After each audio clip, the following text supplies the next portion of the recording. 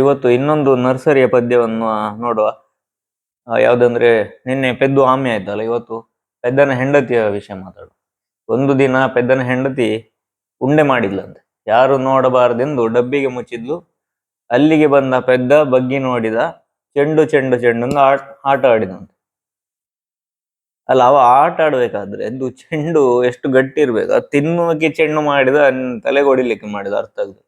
ಎಲ್ಲಾದ್ರೂ ಪೆಟ್ಟಾದ್ರೆ ತಲೆಗೊಡಿ ಅಂತ ಮಾಡಿದ ಅಂತ ಉಂಡೆ. ಅಷ್ಟು ಗಟ್ಟಿ ಉಂಡೆ ನಾವು ಆಡ್ತಾ ಇದ್ದಾನೆ ಹೇಳಿದ್ರೆ, ಪೆದ್ದಂದು ನೀವು ಥಿಂಕ್ ಮಾಡ್ಬೇಡ, ಅದು ಆಂಟಿದು ಥಿಂಕ್ ಮಾಡಿ.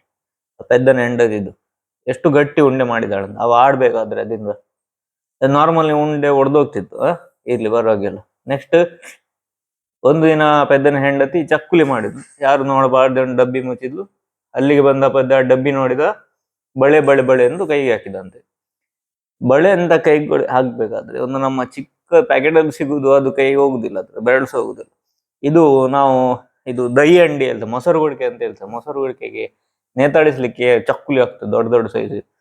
ಅಂತದ್ ಮಾಡಿದ್ವ ಅಂತ ಅದು ಕೈಗೆ ಹೋಗ್ತದೆ. ಮತ್ತೆ ಅವಳು ಇನ್ನೊಂದ್ ದಿನ ಕೇಸರಿ ಬಾತ್ ಮಾಡಿದಂತೆ. ಹಾಗೆ ಅಡಗಿಸಿಡ್ತಾಳೆ. ಇವ ಬರ್ತಾನೆ, ಗಂಧ ಗಂಧ ಗಂಧನ ಮೈಗೆ ಹಚ್ಚಿದಂತೆ. ಅದು ಬಿಸಿ ಇರ್ಲಿಲ್ವ ಏನೋ, ಬಿಸಿ ಇದ್ರೆ ಮುಖ ಸುಟ್ಟೋಗ್ತಿದ್ದ ಒಂದು ತಲೆ ಸಲ. ಪೆದ್ದವೇ ಅದು ಪರಿಮಳ ಸಹ ಗೊತ್ತಾಗ್ದಿಲ್ಲ ಅದು ಸಹ ಮಂಗನಿಗೆ. ಮತ್ತೆ ಲಾಸ್ಟ್ ಡೇ ಅವಳದು ಗ್ರಾಚಾರ ಬಂದಿತ್ತು. ಒಂದಿನ ಅವಳು ಮಲಗ್ತಾಳಂತೆ. ಯಾರು ನೋಡಬಾರ್ದೆಂದು ಮುಸ್ಕು ಹಾಕಿದ್ಲು. ಅಲ್ಲಿಗೆ ಬಂದ ಪೆದ್ದ ಬಗ್ಗಿ ನೋಡಿದ. ಸತ್ಲು ಸತ್ಲು ಸತ್ಲು ಅಂತ ಬೆಂಕಿ ಹಚ್ಚಿದ. ಇಂಥ ಒಂದು ಗಂಡ ಯಾರಿಗೆ ಸಿಗ್ಬಾರ್ದು ಮಾರೆ. ಎಷ್ಟೇ ನೀವು ಕೆಟ್ಟದ್ ಮಾಡ್ಲಿ, ಇಂಥ ಗಂಡ ಯಾರಿಗೆ ಮಲಗಿದವಳಿಗೆ ಸತ್ಲು ಅಂತ ಬೆಂಕಿ ಹಚ್ಚಿದಂತೆ. ಇಂಥದ್ದೆಲ್ಲ ನಮ್ಗೆ ಕಲಿಸ್ತಾ ಇದ್ರು. ಈಗ ಗೊತ್ತಿಲ್ಲ ಇದೆ ಅಂತ.